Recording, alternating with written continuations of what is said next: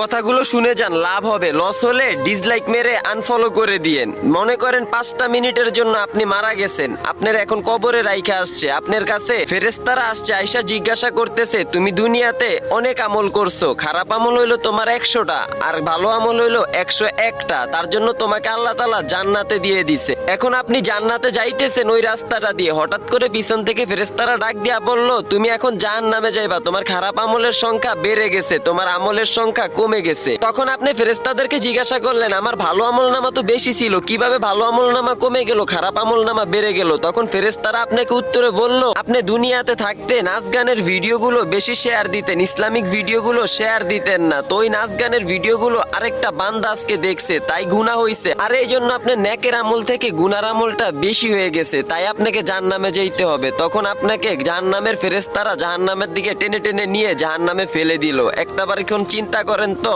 আপনি এই যে এখন ইসলামিক ভিডিওটা দেখলেন, এত শিক্ষণীয় বিষয়গুলো বললাম, তারপর ওই ভিডিওটাতে একটা লাইক না দিয়া চলে যাবেন। ভাই দুনিয়াতে এমন কিছু করেন ভিডিওর মাধ্যমেও জান্নাত পাওয়া যায়। ইসলামিক ভিডিওগুলো সাপোর্ট করেন, নাচ গানের ভিডিওগুলো সাপোর্ট করে আরেকটা মানুষকে দেখার জন্য সুযোগ করে দিয়েন না ভাই।